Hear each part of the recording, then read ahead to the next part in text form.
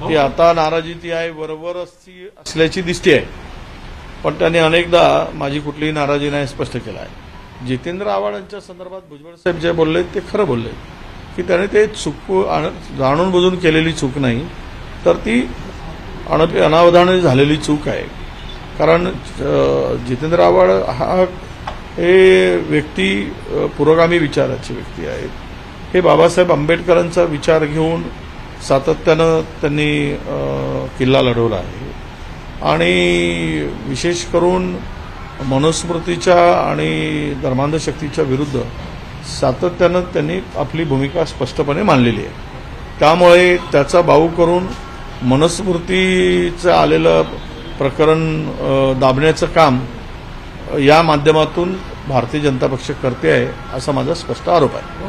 तुम्ही दुष्काळग्रस्त भागाचा दौरा केला, काय निरीक्षण नोंदवलं तुम्ही? अमृत नोनी गॅस्ट्रिन, अपचन, ऍसिडिटी, गॅस्ट्रबल ह्यापैकी तुम्हाला कुठलाही गॅस्ट्रिक प्रॉब्लेम झाला, उपाय एकच, अमृत नोनी गॅस्ट्रिन. नाही, प्रचंड वाईट अवस्था आहे. कुठेही पाण्याचा थांगपत्ता नाही. जवळपास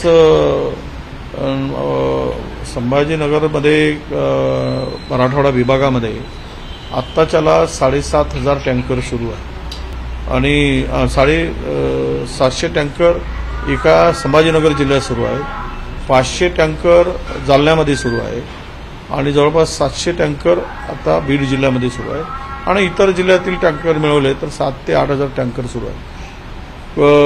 तुमच्या शेततळ्यामध्ये पाणी नाही, त्यामध्ये बंधाऱ्यामध्ये पाणी नाही, विहिरीमध्ये पाणी नाही आणि सर्व छोटे धरणं आहेत ते कोरडे पडलेत.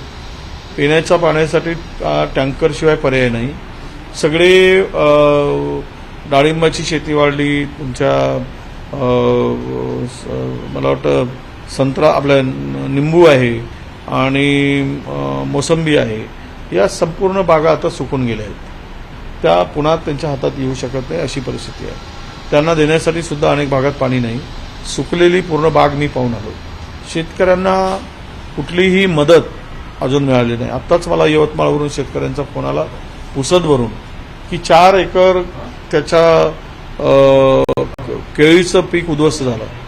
फक्त पंचनामे करतात, पंचनाम्यांनी पोट भरत नाही. पंचनामे केल्याबरोबर त्यांना मदत मिळण्याची अपेक्षा आहे. मागच्या 6 महिन्यामध्ये जे काही नैसर्गिक आपत्ती आल्या, गारपीट आली किंवा त्यामध्ये अतिवृष्टी आली, अशा वेळेस वादळ आलं, ती कुठलीही मदत आता मिळालेली नाही. केवळ घोषणा आणि मूर्ख बनवण्याचं शेतकऱ्यांना काम एवढं सुरू आहे आणि ते टेंडरबाज सरकार टेंडर काढण्यामध्ये व्यस्त आहे. जर या मूर्खांना मदत करायचीच असती तर ते करू शकले असते. ते आचारसंहितेचा बागोलबुवा करण्याची गरज नव्हती. कारण निवडणूक आयोगाकडे विशेष परवानगी मागून तुम्ही 25,000 कोटीचे टेंडर काढू शकता आणि मग हे काढायला, याला शेतकऱ्याला मदत करायला तुम्ही परमिशन घेऊ शकत नाही. म्हणजे हा दुपट्टीपणा आहे. हे टेंडरबाज आणि टक्केवारीवाले सरकार यांचं एवढंच काम शिल्लक आहे की जेवढं ओरबडता येईल तेवढं ओरबडून राज्याला खा आणि बाकी भाडमे जाय, असंच सगळं ते एकूण मला यांच्या कारभारावरून दिसते आहे. तर शेतकरी आणि दुष्काळाची स्थिती अत्यंत गंभीर आहे आणि या गंभीर स्थितीमध्ये मला वाटतं की शेतकऱ्याला तातडीनं मदत करण्याची आवश्यकता आहे. पीक कर्जासाठी आता काही भागामध्ये 50% अधिक दुष्काळाची नोंद झाली. ती टंचाईग्रस्त तालुके घोषित केले. त्या तालुक्यामध्ये पिकांचं पुनर्गठन करण्याची आवश्यकता होती. पीक पुनर्गठन अजून पत्ता नाही, तो GR काढला नाही, त्यामुळे नवीन कर्ज मिळत नाही आहे. शेतकरी बियाण्यासाठी लाईनमध्ये मरतोय. यावर्षी सोयाबीनला भाव नाही, कापसाला भाव नाही, म्हणून आम्ही मागणी केली की पूर्णतः उद्या मी 10 वाजता नागपूर विभागातील लोकप्रतिनिधींची बैठक लावली आहे. 10 वाजता ती बैठक होणार आहे. त्यानंतर आमचा दौराही पूर्व विदर्भातला ठरणार आहे. परंतु आपल्याला सांगतोय की शेतकऱ्याला आता तातडीनं कर्जमुक्त करण्याची आवश्यकता आहे. नव्यानं पीक कर्ज देण्याची आवश्यकता आहे. बियाणे त्वरित उपलब्ध करून दिले पाहिजेत, तरच हा शेतकरी आणि नवीन कर्ज देऊन हा शेतकरी तरी सावरेल. नाहीतर हा शेतकरी पुन्हा यावर्षीच्या खरीप हंगामामध्ये उभा राहील की नाही, ही भयंकर अशी अवस्था झालेली आहे. JP नड्डा आणि अमित शहांची दिल्लीत बैठका सुरू आहे, सत्र सुरू आहे. त्यांना वाटते की महाराष्ट्र, उत्तर प्रदेश, बिहारमध्ये फटका बसेल. या सगळीकडेच बसतोय, देशात बसतोय, पंजाबमध्ये बसतोय, हरियाणामध्ये बसतोय, कर्नाटकामध्ये साफ झाले आहेत, महाराष्ट्रात साफ होणार आहेत. 8 जागा जेमतेम भाजप भारतीय जनता पक्षाला महाराष्ट्रात मिळतील, त्यापेक्षा अधिकची एकही जागा मिळणार नाही, मी 4 दिवस पूर्वी सांगतोय. आणि त्यापेक्षा या देशातून मोदी सरकारला हटवणं हाच एकमेव उद्देश जनतेने नजरेसमोर ठेवला आहे. ज्या पद्धतीनं असंबंधित बोलून देशाच्या पंतप्रधानांची जी बोलण्याची पातळी ती आता लोकांनी बघितली, त्यावर मनमोहन सिंग साहेबांनी, आमच्या माजी पंतप्रधानांनी जे काही टिप्पणी केली तो एक धडा दिला. त्यावरून समजून घ्यायला पाहिजेत की कुठल्या स्तरावरचं राजकारण आणि कुठल्या पदावरच्या व्यक्तींनी करावं यापेक्षा दुर्दैव या देशाचं कधीच झालेलं नाही. आणि म्हणून सांगतो की अधपतन झालेलं आहे. ते किती बैठका घेऊ देत. वाराणसीमध्ये आज साधूंच्या बैठका घ्याव्या लागल्या. 10 वर्ष साधूंना विचारलं नाही, पण साधूंना आता आवाहन करायला लागलं की नरेंद्र मोदीजींना निवडून आणण्यासाठी. ही अवस्था त्यांची झालेली आहे. तिथेही सुद्धा जर आजची स्थिती अशी आहे की त्यांची ती जागा सुद्धा अडचणीची आहे असं लोक सांगतात, तिथे सुद्धा नरेंद्र मोदींजींना फाईट द्यावं लागेल, झुजावं लागेल विजय संपादन करायसाठी. ही अवस्था आहे. म्हणजेच युपीमध्ये साधारणतः आम्ही 45 जागेच्या आसपास जागा जिंकत आहोत. बिहारमध्ये साफ झाली आहे बीजेपी आणि आघाडी, महाराष्ट्रात तर साफ झालीच आहे. त्यामुळं पंजाब असेल, हरियाणा असेल, कर्नाटक असेल, तामिळनाडू असेल, केरळ असेल, आसाम असेल, ओडिशा असेल, यामध्ये पूर्णतः एकतर्फा देशातील वातावरण हे इंडियाच्या बाजूला आहे.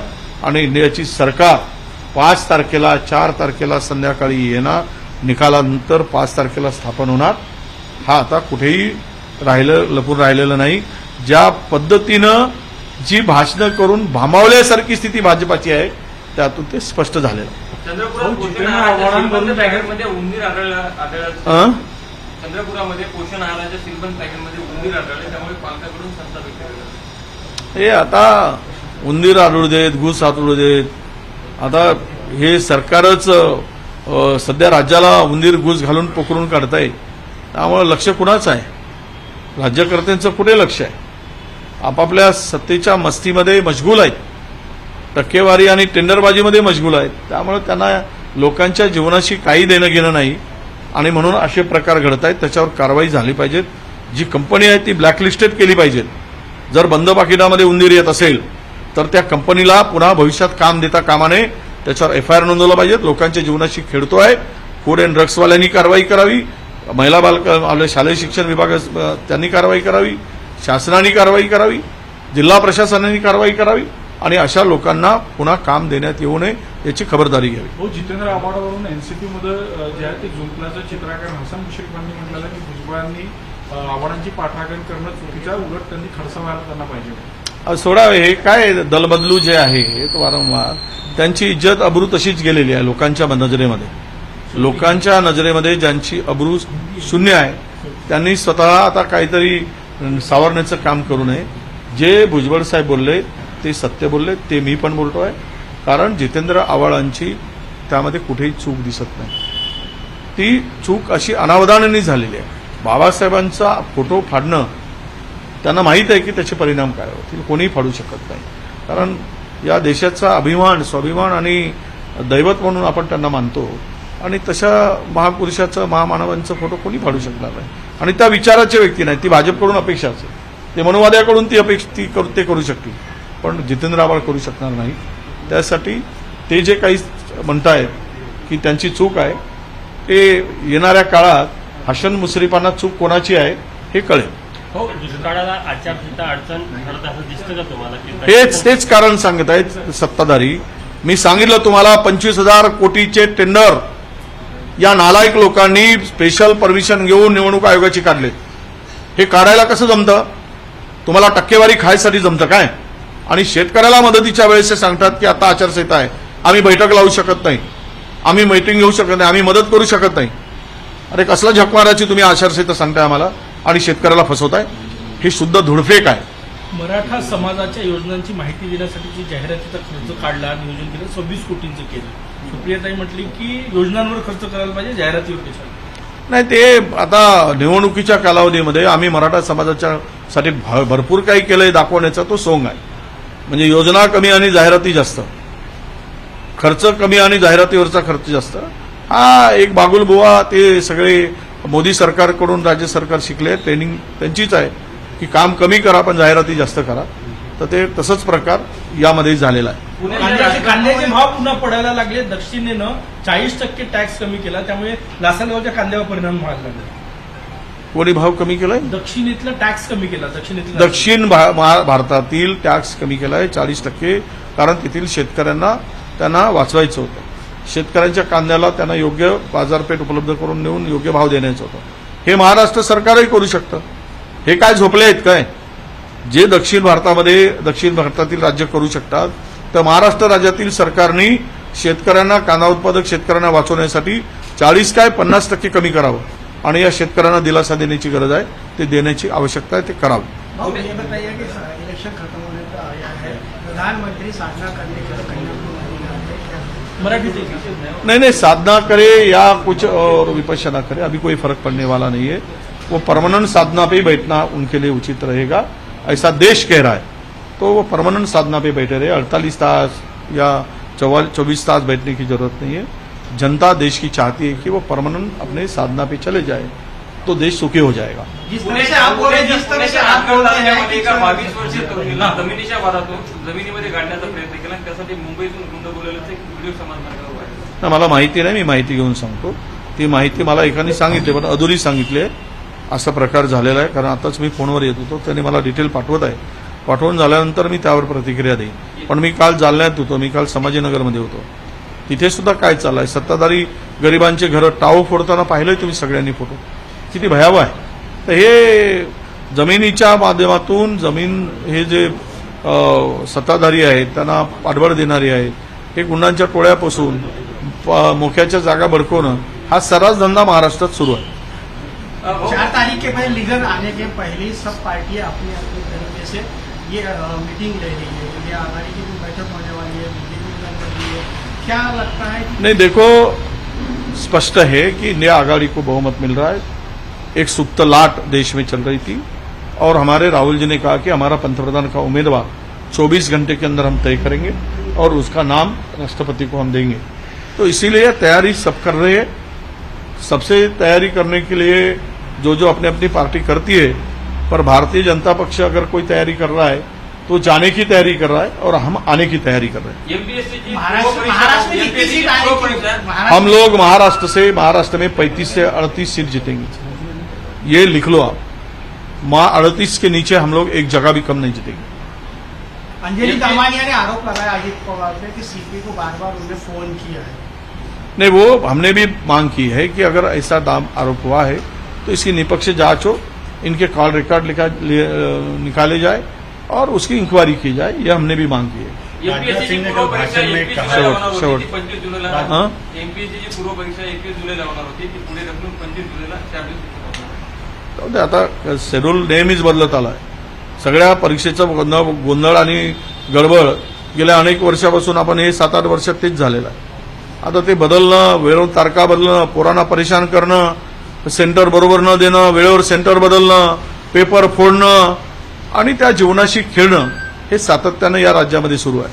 त्यासाठी खरं तर ही तारीख दिल्यानंतर बरं आहे की जुलैमध्ये आहे, त्यामुळे पोरांना सवरायला वेळ मिळेल. परंतु अशा तारखा एकदा वारंवार का बदलतात? यांची तयारी नसताना तारखा का डिक्लेअर करतात? हे यांचा अभ्यास नाही तर मग वेळ कशाला देतात? या सगळ्या गोष्टी कुठेतरी आल्या पाहिजेत आणि शेड्यूल एकदा दिल्यानंतर तो बदलता कामा नये याची काळजी घेतली पाहिजे. आम्ही ती काळजी नक्की घेऊ. राजनाथ सिंह ने बोला है कल भाषण में कि पाकिस्तान भी भारत की जो प्रगति है उसको मान रहा है, सिवाय कांग्रेस. पाकिस्तान भारत की प्रगति को मान रहा है कि भारत प्रगति कर रहा है. किसने कहा? राजनाथ सिंह ने कहा है. राजनाथ सिंह की जब एक पंतप्रधान को उन्होंने बनाया राजनाथ सिंह जी ने, अब जाते जाते जो दिया टिमटिमाता है, वैसी स्थिति वो राजनाथ सिंह जी की है, वही स्थिति है. क्योंकि उनको पूरे को मालूम है कि पाकिस्तान के टुकड़े किसने किया. पाकिस्तान के टुकड़े कांग्रेस ने किया. आज जो प्रगति हुई 10 साल में नहीं है. IIT IIM जो खड़े हुए हैं, इस देश में पूरा का पूरा एक इंफ्रास्ट्रक्चर और डेवलपमेंट हुआ है. यहाँ पे जो बच्चों को रोजगार और देश का अर्थव्यवस्था को मनमोहन सिंह से लेकर तो नेहरू ने जो नीतियां बनाई है, ये सबको पता है. ये ऐसे है कि कोई बनाता है और ये उसको बिगाड़ने का काम करते हैं. हमने बनाने का काम किया है और 10 साल में इन्होंने बिगाड़ने का काम किया है. पाकिस्तान अपनी औकात पाकिस्तान को पता है. तो भारत के 10 साल की प्रगति नहीं बोल सकता वो। पूरे हिंदुस्तान में जो प्रगति हुई है, नेहरू से लेकर तो अभी तक की प्रगति पर बोला है। वो झूठ बोलकर लोगों को गुमराह करने का काम राजनाथ सिंह करते हैं। हो एका बाजूला मनमोहन सिंह राज्यात पूर्व प्रधानमंत्री आहे. एक छोटा प्रश्न. हो राज्यात कोळसा टंचाई असताना चंद्रपूर जिल्ह्यातल्या पांढरपवनी गावातून जे आहे ते मिक्स कोळशाची तस्करी आंध्र प्रदेशमध्ये केली जाते. नाही, ते आंध्राला जो कोळसा पुरवठा केला जातो आहे तो कोळसा आरसीआरचे टेंडर घेतलं गेलं आहे त्या वाशरीनी, आणि ते वाशरीमधून भुकटी वजा म्हणजे ज्या पॉवर प्रोजेक्टमधून जे भुकटी वेस्ट भुकटी असते ती कोळशात मिळवून ती 50% मिळवतात आणि कोळसा 50%. तर याची तक्रार आता ते आंध्रामध्ये तो कोळसा जातो, महाराष्ट्रात गेला असता तर आम्ही तक्रार केली असती, पण आंध्राच्याही सरकारला आम्ही पत्र पाठवून सांगू की तुम्हारे कोल में भी गोलमाल आहे, हे आम्ही त्यांना कळवणार आहोत. हे ती तक्रार माझ्याकडे प्राप्त झालेली आहे आणि त्याची माहिती मी आंध्र सरकारला, मुख्यमंत्र्यांना तिथल्या कळवणार आहे की जो तुम्ही आरसीआरचा टेंडर महाराष्ट्रातील एजन्सीला दिला आहे तो अर्धा कोळसा पाठवतो आणि अर्धा चुरी मिळवून वेस्ट कोल, ज्याला रिजेक्ट कोल आहे किंवा त्याला आपण डस्ट आहे कोल आपल्या पॉवर प्रोजेक्टमधली ती डस्ट पाठवते, ती त्यांच्या निदर्शनास आम्ही आणून देणार आहोत. मनमोहन सिंह का जो टिप्पणी जिस तरीके से आखिरी- हाँ मनमोहन सिंह के ऊपर जिस तरीके से टिप्पणी हो रही है कि उनका दावा था कि मुस्लिम का पहला दावा रहेगा देश में, क्या कहेंगे? भाजपा जिस तरीके से प्रचार कर रहा है, नहीं, झूठ का पुलिंदा है. जब मुंह खोलते हैं भाजपा तो उसके मुंह से सच निकलता ही नहीं, झूठ निकलता है. वो बात पुरानी है, उनका खुलासा हो चुका है. अब ये सब जितने भी बातें की गई है कि उन्होंने मंगलसूत्र से लेकर तो भैंस से लेकर, तो ये कोई पंतप्रधान की भाषा होती है? ये भाषा की गई है, इसमें कोई तथ्य नहीं है. मनमोहन सिंह ने सबके लिए काम किया है. उनके भाषण पूरा सुनने के बाद में उसका खुलासा भी हो चुका है. ये झूठ बोलकर लोगों को गुमराह करते हैं.